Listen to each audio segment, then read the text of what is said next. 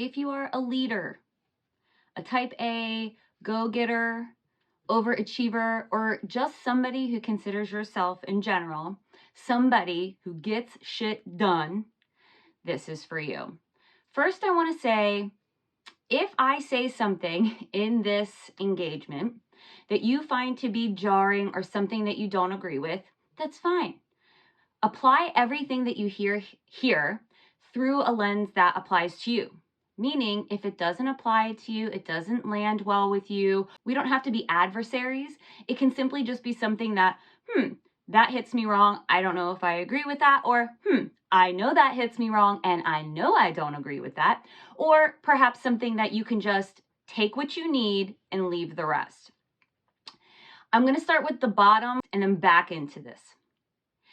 If you find yourself complacent in your life and you find that currently you're feeling a state of overwhelm, perhaps you're getting sick in an inordinate amount or more than you used to, you are no longer finding joy in the things that you know give you joy, and you simply don't have any energy, and you just don't even recognize or feel like yourself, you're getting irritated with people that you love, and you've come to a place in your life where you realize that perhaps you need some sort of form of support.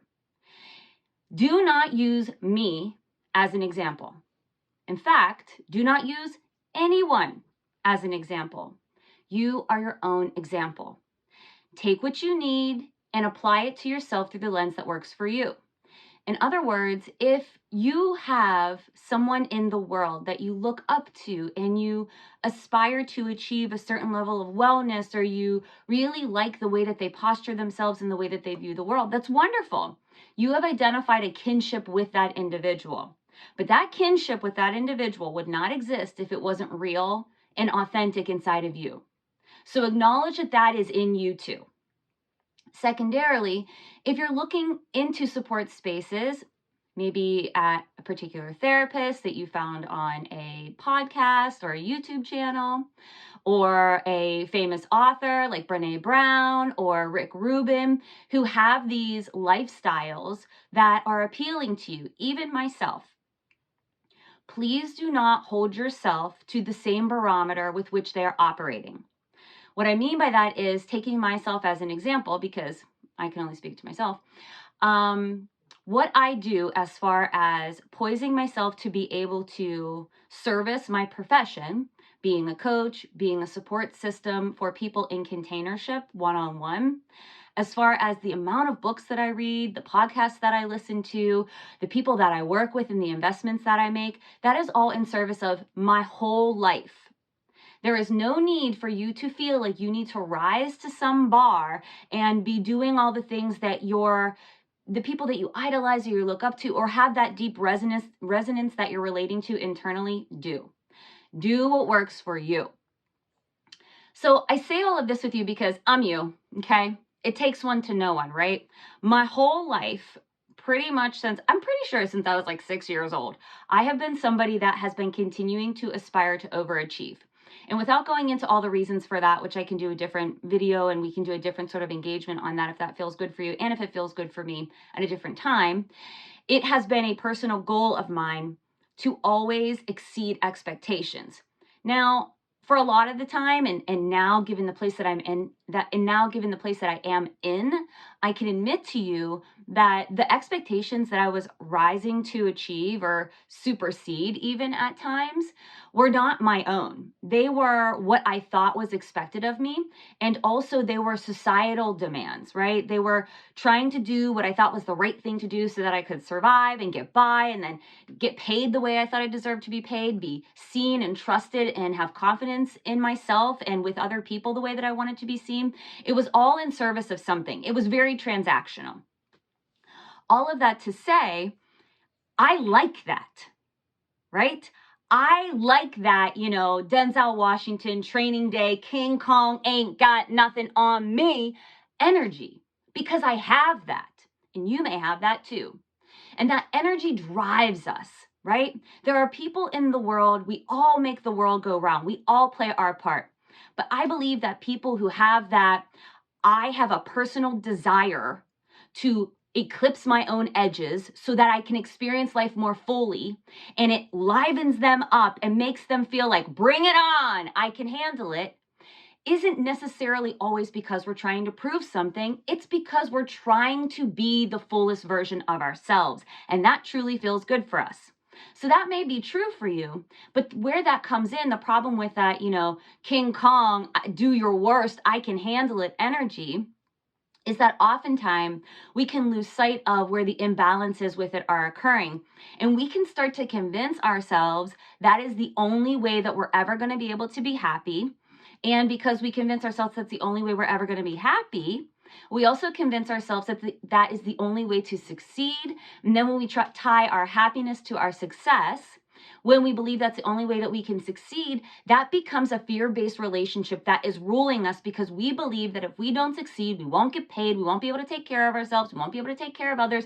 And it's just this massive trickle-down effect that puts us in a lopsided relationship with what empowers us both in our effervescent energy, that is go, get shit done. I want to aspire for my deepest cravings and my deepest desires and my deepest special interests to be fully actualized in myself.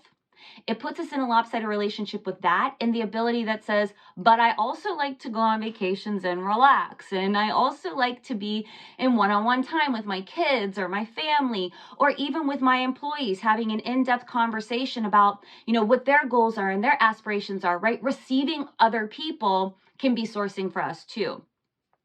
And so what happens then is, another movie reference is Jodie Foster in the movie Nell. We fall out of alignment with that, like, tay in the wind side of ourselves. And when we fall out of alignment with that side of ourselves that truly gets nurtured from being in stillness, or being involved with activities that provide us stillness, right? Those things I mentioned at the beginning, right? The things that you're used to doing that used to give you pleasure and calm and peace and resonance with yourself, you've fallen out of alignment with, you've fallen out of attachment with, you've fallen out of utility with.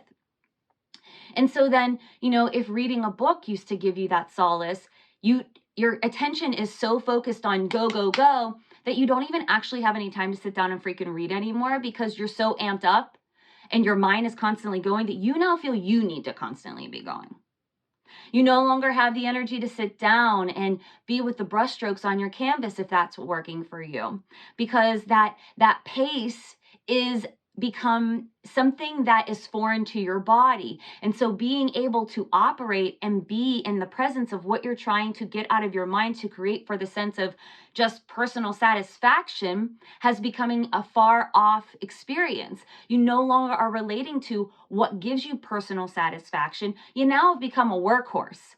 You now have become someone that continually not only wants to prove to yourself that you can eclipse the edges of your success, you have now tied your worth with other people and in your professionalism to that same energy, that same go, I got to figure it out. There's no time for me to be slow, calm, or inside my creativity, inside my body, and inside doing things that allow me to feel like I have an opportunity to connect to myself in a way that isn't always going. So you might be thinking, okay, I'm hearing a little bit of myself in this. I'm hearing a little bit of, I feel complacent. I feel like I'm not finding satisfaction in the success that I have built for myself. And because I am not finding satisfaction in the life and the pace that I have built for myself, I am now becoming crunchy or grouchy in my energy. And I am no longer able to not only regulate my health, but also commit to the things that I know to do to commit to my health. Giving yourself, if you are that go person, an outlet to exert that energy in different ways, not always working, 12, 14-hour days, just grinding away at yourself until you get to completion of a thing. And then and only then can you have satisfaction, or being able to buy your kid that thing, or, invest in them, or invest in your family, or give your family money. Everything is always going out, or you're meeting with employee after employee, or you're trying to restructure, your business models. Even if you're an entrepreneur, right? You feel like you're in creative drought. and you're finding yourself feel burnt out. You're finding yourself, like I said, fall sick. And you're finding yourself maybe switching and swinging in that pendulum to a state of hypervigilance in the opposite direction. And I can relate to this too. After about 10 years of being on that cycle of go, go, go, and I really mean it, what I was doing at the time of what I call my breakdown to breakthrough was I was working for the broker of Major League Baseball. I was traveling sometimes 2 weeks out of every single month to a different state in this United States. I was also getting my master's degree in communication, graduating a 2.5, 3-year program in 2 years while also traveling the world, and while also at the same time teaching communications as an adjunct professor at my alma mater, all the while maintaining my social life, trying to have visibility with my family, and my health was just deteriorating. I was having issues left and right, and I was also not really fully enjoying what I was going through. That time period of my life where I was climbing the ladder in every single way possible, and from the outside, I looked like the most successful motherfucker you can even imagine. And mind you, I was. All of it in retrospect wasn't actually fulfilling me. I was just grinding myself. So when I came to a screeching halt with all of that, I graduated my program in 2 years, as I said. I completed teaching as a communications professor, and I quit my job after 5.5, 6 years working for the broker of Major League Baseball. I came crashing down with all sorts of ailments and sicknesses. And when that happened, as I said, the pendulum swung hypervigilantly, dramatically, extremely to the other side. And I was just like, woo, I need to be Nell. I need to be Tay in the wind. Like, that's what I wanted. That's all I freaking wanted. And all of that go, go, go, go, go, go, punch, punch, punch, punch, punch energy was just like I pulled the emergency brake and went spinning.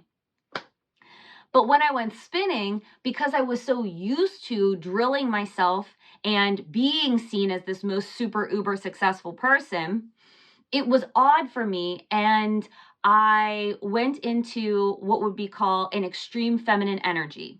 Now, in the opposite, I would say if you are that type A leader and you're, checking boxes and go, go, go, you might be in an extreme masculine energy. This has nothing to do with you identifying with masculine or feminine genders. These are just the opposite energies of fluidity and dominance, right? And what we need is to come together in balance. What I was doing was going all the way to the extreme in my feminine energy, which up to that point, I would admit to you, I pretty much didn't have. There wasn't a lot of it for me. And in some ways, I think I really needed to go to that extreme because I needed to reorient myself to what it meant. But the healthy way to approach it is to allow yourself to come to a place of balance with it, right? Being able to have fluidity between knowing when you're the rocket ship that gets shit done and when to come in for a smooth landing to recharge and reset to assess the next thing you want to do and when that's going to be. So I wanted to share this with you today because if you are this person, like I was, takes one to know one. I'm not judging you. Please do not judge yourself. Please, please, please, please, please, please. Because when we judge ourselves and we make ourselves feel bad for what we know we are doing to ourselves and we are subjecting to ourselves, even if we're in blame for other people, we know we're the one walking that in lockstep. We know we're the one that's allowing this shit to go on, even if it is unconscious. Please do not shame yourself. And also, please be cautious of watching that pendulum swing so drastically to the other side. And what I mean by that is this. When you get to the place of realizing this is not working for me, I do not feel healthy at all in this dynamic, I'm burnt out, I'm not even finding joy in what I've built for myself or in practices that notoriously, in my gut, I know I still love and have loved throughout my life. What we can do is we start becoming that octopus again. We go to what we know. We start reaching for all the things, checking all the boxes and being like, look, I'm healthy, I'm spiritual, I'm well. And then it takes us to a different sort of burnout, which again, I explained to you, I experienced by going into that too extreme in the Tay and the Win. So what you can do is this. Come to terms with yourself about what you know to be true, what you know isn't working, and what you know yourself to be. You know you're a leader.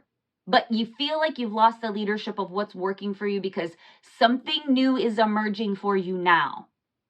The old ways of checking the box and looking like you have it all together and actually caring about that, how you look, is being brought up for review. And now you find yourself reaching into different corners of the world and finding maybe spirituality, self-help, personal development, therapy, coaching, consulting, advisement, whatever it is. And you're looking into those sectors of the world and you're feeling like, okay, now I need to read this book. Okay, now I need to start meditating. I need to get into yoga. I need to also keep maintaining my exercise. I need to start eating like this. And I need to get a therapist. I need to get a coach. I need to, do color wheels. I need to do ecstatic dancing. I need to work with a womb doula. I need. Pause. And allow yourself to immerse yourself into perhaps 1, 2, or even 3 things. As I said, don't use me and other therapists and other coaches that make this their life's work, your example. You could use it as the possibility of what's available and things to try that may or may not work for you after you try them and you assess for yourself. But in your hypervigilance of knowing that you're a leader and you're willing to jump in, right? Like, put me in, coach. I'm ready. I can fucking do it. I believe you can, and I believe you know that you do it when you put your mind to it. But allow yourself to come to this space with a balanced approach. Understand that perhaps, maybe even in the past, you have been really good at taking care of yourself, but you're identifying that you've fallen out of favor with what it means to care for yourself as you need now, at this version of yourself. And don't start trying to make you like other people. Don't start trying to make what works for other people work for you. Start slow. And I know that can be difficult for those leaders, those oriented to I get shit done. That's what I do. King Kong ain't got shit on me. That all may be true. But how can you orient that energy in a way that's going to healthily work for you? So what you can do is this. Take a moment with yourself, even if it's just 5 moments, 5 whole minutes with yourself. Close your eyes, and this may be new. And when I did it for the first time, I was like, that is some woo-woo, stupid shit. But I'm promising you, it works over time. Try it for 5 minutes. Put your hand on your heart and your hand on your belly. Close your eyes and start breathing. You don't have to think anything other than, what do I need now? And sometimes it will come to you. But if you have fallen out of favor with being able to listen to yourself and validate what you need to take care of yourself, you know you. Someone tries to tell you about yourself, you're the first person to be like, you can fuck all the way off. You don't know better than me about me. So you know you. If you have turned the other cheek to what takes care of you, it's likely that your internal dialogue isn't going to trust that you're for real now. Now you're going to start taking care of yourself. This is a practice I want to introduce and invite you to do for the next month or week. Take a bite, see how it feels, but no less than the next 7 days. Start for 5 minutes, hand on your heart, hand on your belly. And to put it on your phone, put a timer on your phone so you're not thinking, 5 minutes, when is it up? Tell your husband, your family, your friends, your coworkers, wherever you're doing it at, I'm not available for you. Put a do not disturb sign on your door for 5 fucking minutes. You can have 5 fucking minutes for yourself. Yes, you can. This is an exercise of softening in to understand what it means to take care of you. Try that for 7 days. And if you feel ready, eclipse that and go to a month. Keep doing it until you get to a sense of hearing what you need. The next thing I want to invite you to do is start Googling personal development books. Whether they're going to be audiobooks or books that you're like me, like I like to smell the pages. I'm that kind of person. I like to hold it in my hand because I like to write notes in the margin. I like to earmark the pages so I can go back by writing little notes on the earmark and saying, this is what you need to come back to if you're referencing energy or empathy or whatever it is you're reading. Start Googling personal development books for you. The first thing I did when I ever got on my personal development path was I Googled personal development books with swear words. You know why? Because I relate to that. I'm a curse word kind of girl. I'm a linguistic verbal type of person. I like anything that provides emphasis and amplifies a dialogue. So one of the first things I found was Mark Manson, The Subtle Art of Not Giving a Fuck. Unfuck Yourself by John Gary Bishop, I think, is another one. But either way, start Googling what it is you're looking for, right? Like, I need help with my diet. I need help with calming my mind. I need help with understanding energy. Whatever it is, Google that. That's the second thing. And then the third thing is this. It may sound so crazy, silly, stupid, but I'm telling you, it works. When we are in sensory overload is what can happen to us when we become so hypervigilant in our type A leadership personality dynamic types. Our nervous system is freaking the fuck out.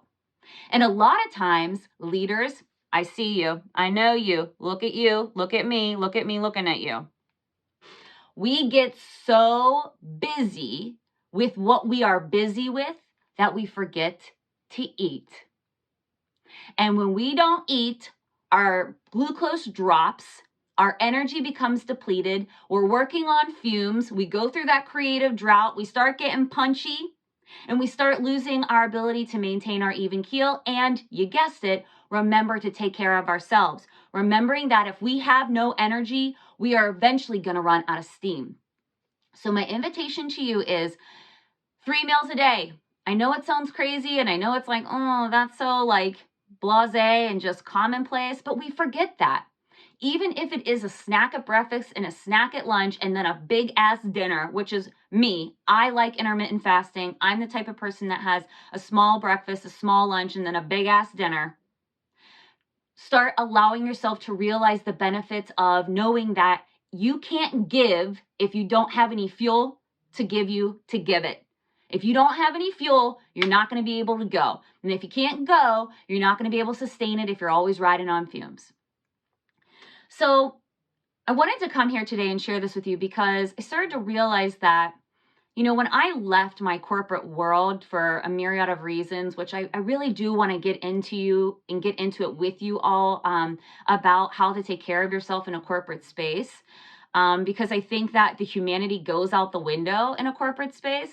And if you want an example of this, there's a show with Adam Scott on Apple called Severance. And the essence of the show is that some people get a chip in their brain that allows them to have their home life be their home life. And it completely absolves them of any remembrance of their experience in work. And when they go to work, that same but opposite happens. Their brain flips a switch and they don't even remember what sort of personal life they have. They're just, I'm a worker, I'm a worker, I'm a worker. And I think corporate environments still to this day are encouraging that toxic dynamic. They are sucking the humanity out of us as if it's as if we're not humans when we are. And we have needs and we need to be taken care of. And sometimes those 5 fucking vacation days are simply not enough to take care of what our life and our needs are in our life. So I wanted to share this with you because when I started to think about my life now compared to what it was when I was in corporate America and, you know, doing all the things as I shared with you, the idea of sitting down and reading a book was just like doubly exhausting. Just even thinking about it exhausted me. The idea of making time for exercise in my life was just, you know, when the hell am I going to fit that in? I got this thing to do and that thing to do. And I sometimes was getting up at 4 a.m. to exercise, which ultimately was just not enough sleep for me, considering the output I was doing and working like 10 to 12 hour days on top of everything else I had going on. And when I started to think about what my life is like now, and I started to think about the image that I possibly portray in the social world, I wanted to just be honest with you that I'm you. I'm a leader that thrives off of finding the things that light my engine so I can have jet fuel and be the rocket that I am. But I am also the person that needs to come in for a sacred landing and not people at all, or just be really particular and exclusive about the people I'm peopling with, as well as making non-negotiable time to take care of myself. And when I started to think about that, I started to think about how people in the social media space that are watching me might feel. And you might feel overwhelmed if I can't add one more thing. And so I wanted to come and share this video with you in terms of giving you the grace and the gift to call yourself out by helping and hopefully doing it with you. I wish anybody would have came to me and said to me, you're doing too much. And you're only doing too much because it's not being supplemented with self-care.